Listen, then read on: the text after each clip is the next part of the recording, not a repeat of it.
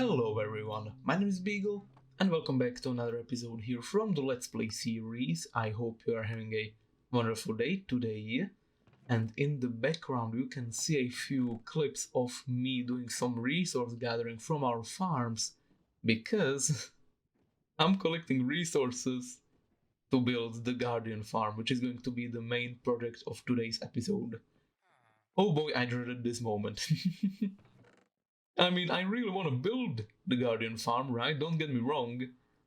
But if we do it wrong, if we miss a step or something, we're gonna have to tear the whole thing down and redo it.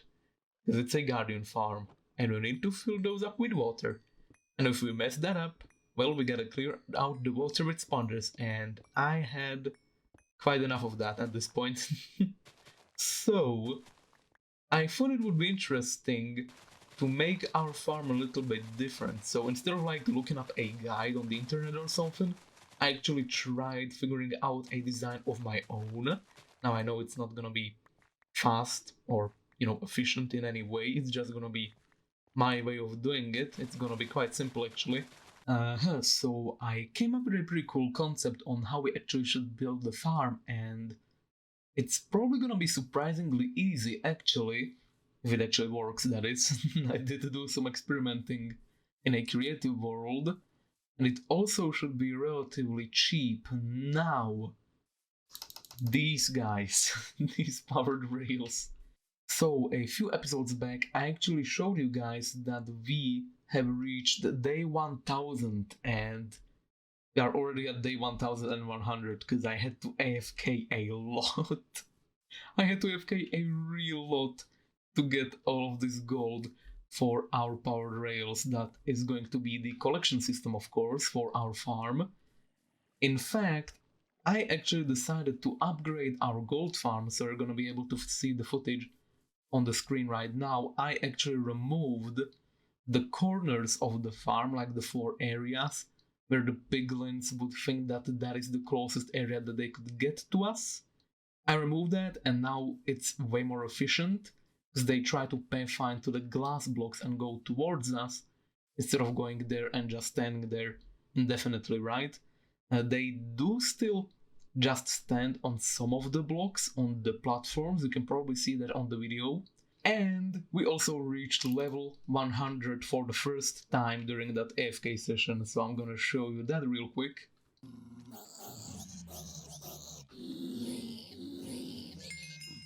There it is.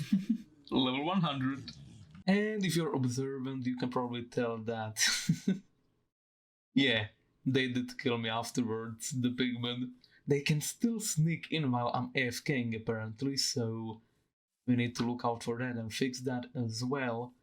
And even after hours of AFKing at the gold farm, it was still not enough. I actually had to go to the outpost and steal some gold from there, as well as our big portal in Spruce Town. We actually set up a temporary gold farm there. We never actually used it until now. We used it for the first time, and it actually had a pretty decent amount of gold, to be honest. Okay, anyway, so let's get to some detail about the actual farm. So here you can see a circle made out of magma blocks. Now, the farm is gonna have a circular footprint just because of visual design. I actually want to make the tank where the Guardians spawn have a circular footprint, because I actually want to make the entire surroundings into like a terraformed cliff area. It's gonna be way easier to, as understand it when it's actually done. So I'm not gonna go into much detail about that, but it's gonna complement the farm much better if the farm is actually gonna be circular instead of rectangular, right? Usually when people do these farms, they make the footprint rectangular, so we're gonna do a bit of a different thing here. So we're gonna fill the entire bottom side here with magma blocks, and this is also gonna be the thing that kills the Guardians. We're gonna have water sources a few blocks above these, and whenever a Guardian spawns, it should be able to spawn in the bubble streams and therefore get sucked down to the bottom and killed by the magma blocks. Now, it's not gonna be as quick us getting killed by, let's say, lava or gravity, and we also can't extract XP from them. But you know, it's not that bad, is it now? We do have the gold farm for XP, so that should be enough for a while. Oh yeah, and we also do have rails here, even though they can't pick up anything. Just for simplicity's sake, to be honest. Just so I didn't have to think too much about actually, you know, making them smaller like over here or over here. Yeah, I was just too lazy. So I AFK'd at the gold farm for way longer than I actually needed to.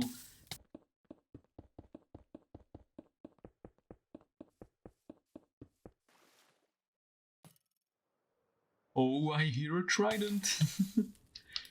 I heard that. Where is he? Oh, there he is. Oh man. It should be... Yep, I'm straight up stuck. I would think that I could be at least able to do that. That kind of works. So, in theory, if we fly away and we come back, we should be able to spawn a guardian if we get lucky. And we should be able to see it suffocate, and then the items can be picked up by the minecart that I haven't even placed there yet. Give me a second. There we go. Now let's just fly away, let's come back and let's see if we can get any drops. And if we do get any, that means we're on the right track.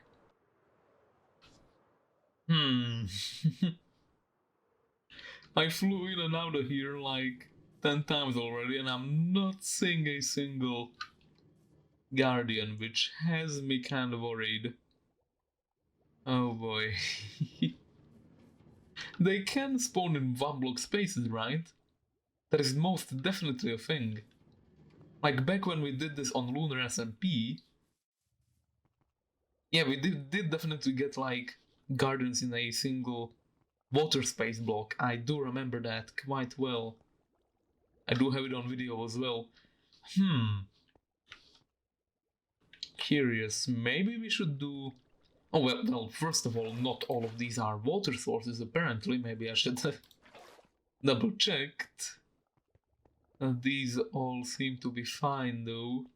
So now I just had an idea.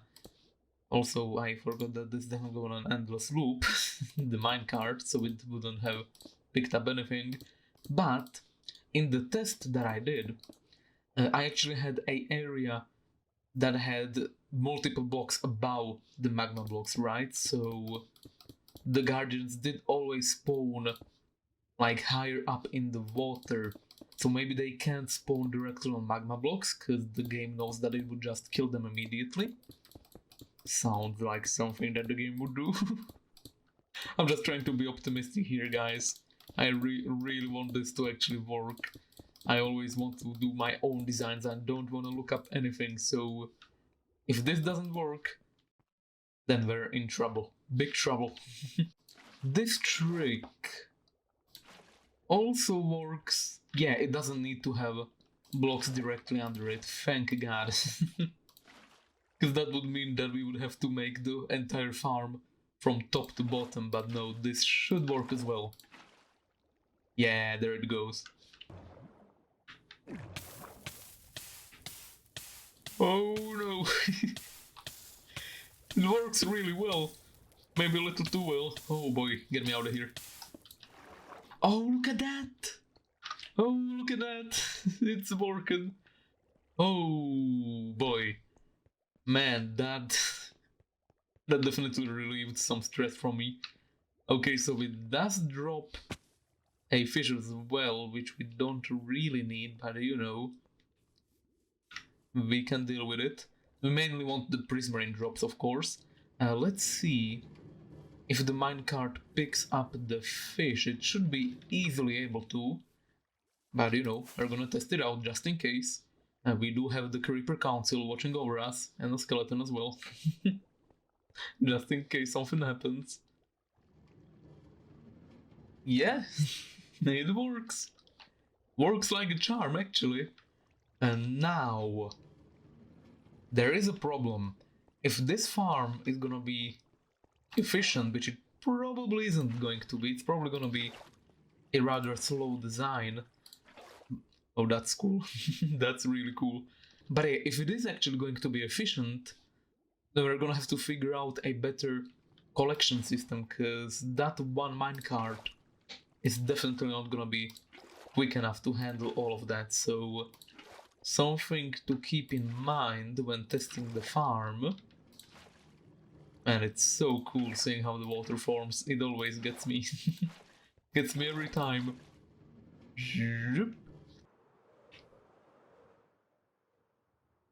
Oh yeah, look at that.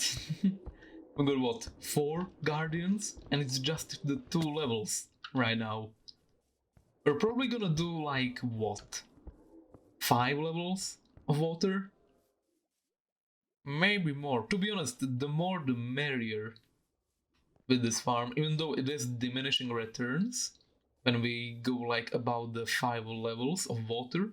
And there it is, the fully operational guardian farm. And it's way more efficient than I actually expected it to be. Oh my goodness, look at all those guardians, they're so freaking many. Let me make some small stairs here, look at that. My game is actually lagging from all of the drops, by the way. It's actually pretty nuts. The collection system is barely keeping up with this, it's actually letting a lot of the items despawn, so we're gonna have to figure out something else. We only have the single minecart there, which actually goes over here. This is the small collection system that I made. Let me show you how it works. So the minecart will come over here and go up this little ramp, or however you want to call it. So the minecart comes up the ramp, it should fall down here, yup. And when it is over here and it's depositing its items, there's a comparator right here which detects that and powers the piston with a wall, which allows the minecart to stand like this, and it is still picking up items through this hopper over here, so that's pretty cool. Let me just help it a bit here, and as you can see, when it's empty it will go back and do another loop. That is the idea. And oh boy, look at all of the stuff we already got. I haven't AFK'd here for too long, only for like an hour just to test this place out. And also we got some ink sacs now. We didn't get any ink sacs once I covered up the top. The top is actually covered up with these prismarine blocks, and that is for a reason that guardians actually prefer to spawn in areas that are covered up like this. They don't like spawning when they have sky access, so yeah, that's actually for a reason, and that reason is that they would prefer spawning inside the monument rather than outside, right? So that's why that is like that. And that also means that we had to cover it up. Now, if we left it open, we might be actually able to get some squids and therefore some ink sacs from the farm. I don't think it's worth it though. I think I'd rather have more guardian drops than a few ink sacs every once in a while. So that is another problem, because we made this farm specifically to get dark prismarine, and we don't really have any access to black dye yet, so that's another project on the horizon, getting either ink sacs or wither roses, one of the two, because you can make black dye out of both of them. But for now I'm happy with this. This is so cool. Look at that. The minecart is already full, right? It can't pick up anything else, so yeah, the drops on this side of the farm usually despawn. There's gonna have to be a solution in here somewhere, either making the farm being able to have like multiple minecarts in it at once, or splitting the entire thing in half and having 2 different minecarts. Those are the 2 solutions popping to my head right away.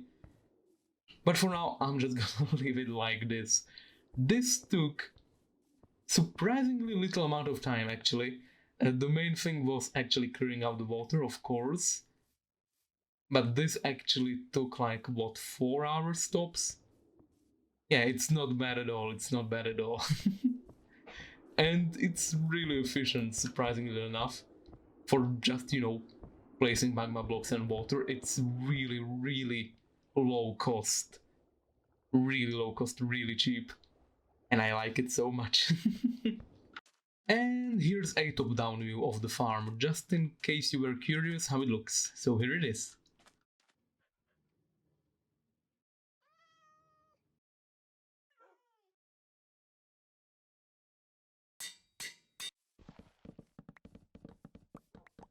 Okay, so now that we finished building our garden farm, which, mind you, we will decorate and come back to at some point, definitely not anytime soon, but we will return to it, and now we can finally finish the building that actually needed us to build it, which is this thing here, the Ender Sorter. So that is a thing that we're gonna do in the second half of today's episode, and I already did do something over here. So, hello Enderman. I actually finished this thing here. It wasn't finished all the way around. If you remember a few episodes back, I showed this off. Now it is completed on every single side. Looks exactly the same, I hope. It is supposed to look exactly the same, so if it doesn't, then I'm gonna have to fix that. I also experimented with a corner design here. That was the last thing that we needed to design on the lower part of the building, where these corners. And I was thinking about doing like towers or something over here, and I actually had a pretty cool idea from that. So it's this thing over here. We have kind of like this weird platform. We used spruce over here and stripped spruce for texture on the bottom. Wow, that guy is annoying. So what we're gonna do is we're gonna try to repeat what we did here over there, and then we're gonna try to combine it somehow. So we're gonna have these two corner sections, and we're gonna try to like puzzle them together somehow or something. And also these platforms, I forgot to mention the actual great idea that I had. They have this like small platform over there on the top where mobs can't really get anywhere in here. So what we're gonna do is we're gonna make these spawn proof, and we're gonna bring in a few of these creepers. That was the plan from the get-go, to get these creepers on like pedestals or something, so they kinda like loom over us when we're walking. And this is like the perfect opportunity to do it, so we're gonna do it here. First, we're actually gonna finish the build, and then we're gonna bring in the creepers, maybe in today's episode. I have no idea, we'll see. But yeah, I'm gonna go to experimenting and we'll see what we can come up with. Okay, so this is the first thing I came up with, and it definitely changes the vibe of the building, that's for sure. So we have the brick sides over here and over there, and then we got the mushroom blocks in the middle, and a few blocks of white terracotta on the sides in between those two. Now, the mushroom blocks I actually wanted to use since the beginning, I just didn't find a spot where to use them. So, this new section to the building looks really weird compared to the old one over here, and that is for a good reason. I can explain it quite easily, actually. So, this bottom part here doesn't have very big areas, like flat areas like these ones, right? While the top here is just purely flat area. So if we wanna make this blend in with this, we need to detail it quite heavily. Somehow we need to figure that out. And I was kinda indecisive with the clay there or the terracotta. But it does look actually pretty cool. I just picked it randomly because people used that type of terracotta with the bricks because they have the same white in between the bricks there, right? Yeah, I think that's something we should actually keep, and we're definitely keeping the mushroom blocks, so I'm pretty happy with this. And if we fly away, it actually does look really cool from a distance, like, oh boy. I think it looks really cool. Over here, I kind of want to put in some bookshelves like we have over here right below this roof, and I have no idea how I want to do that actually. I was thinking like maybe we could do something like this, that we could break this part of the build, like so. 3 blocks over there, and then 3 blocks over here, and then maybe we could break the middle here and kind of offset it by 1, like indent the blocks a bit, kind of like so. I'm just gonna do some temporary blocks here, and then maybe we could have bookshelves over here. Again, this is literally just testing and experimenting. This is how I do most of my building, but let's see how that looks. That's interesting. Kind of works with the bookshelves right below the roof. I think we're gonna keep it. But I kind of just wanted to show you the process of how I figure stuff out. Now we still need to detail that part, that part, that part, that part. And for the terracotta, I actually want to put... I really should sleep, shouldn't I? I really want to put like plant life over there. Like I want to indent it ever so slightly more. Then I want to put like planter boxes with flowers into there. I think that would look really cool. Oh boy. Okay, I think it's decided now. This is probably the weirdest build I have ever made in my entire life of playing Minecraft, but it kind of works. I think it kind of works. No? That's the only part that I'm kind of unsure about, that there. But like overall, I can imagine this build being like that, like all around the sides. Yeah, I think this is the actual theme we're gonna go for. Now I'm gonna try to put in more detail as I go on, but this is as cluttered as it's maybe gonna get, because we don't really have a lot of thinking space here, do we now? Like there's barely any space where we could put any detail. Like the only place I can see being more detailed is that part over there. Maybe we could add like stairs there and trapdoors. In fact, let's do that right now while I'm still recording, just so you can see what I'm trying to tell you here. That's a thing that I do a lot. I talk about doing stuff, but I barely do anything on camera. So I'm trying to do it properly here. So something like this is what I'm thinking. Add a bit of trapdoor action, like so. We'll add a bit more detail, and maybe we can sneak in something fancy over here as well, even though you're probably not gonna be able to see that ever. Actually, in fact, maybe we should do this. And yeah, I am using prismarine slabs because I don't feel like crafting more of those anytime soon. Hello, pillagers. Oh yeah, look at that. That looks really cool. Oh, that looks really cool. But that makes that look even worse in contrast now. Okay, well, I don't want to bore you guys to death, so what I'm gonna do is I'm gonna do this all around the build. I'm gonna build 3 more sections like this, on this side, that side, and the left side. Yep, this project here takes the cake for the project that requires the most amount of time to be completed. Oh my goodness. Like it really isn't that much, this project. Like it's literally just a building with a few hoppers in it. But oh my goodness.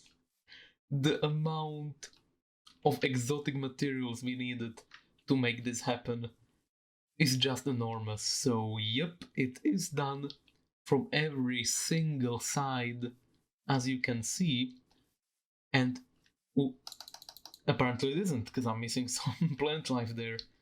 But also, we got a little thing here. So when I was working on the roofs, we actually spawned a creeper over there, and I renamed him so he is there permanently. Until we blow him up, of course, which is bound to happen at this point. But man, that's pretty lucky. And this took so much time. But I'm not gonna complain about that too much. What I am going to complain about, however, is the roof. So I did work on the roof, and this is how far I actually got with it. And now you can kinda start seeing the problem. This thing here, just this top part of the entire building, represents about 20 ink sacks. Oh, hello there. This alone is right about 20 stacks of ink sacks, I should say. So this will need another 20 stacks of ink sacks, probably. Oh boy. So, what we gotta do is we gotta make the ink sac farm first, before we continue working on this project. But yeah, this is sadly as far as we're gonna get in today's episode. This freaking building, man, it's literally unfinishable. And not because I'm lazy or anything, we just don't have the infrastructure, and I'm just setting it back and back, and I'm just working on this, and it's just not efficient. We gotta do the infrastructure first, so that is what we're gonna do in the following episodes once again. So thank you everyone so much for watching. I hope you enjoyed today's episode. Have a wonderful rest of the day, and I will see you in the next one. Bye bye!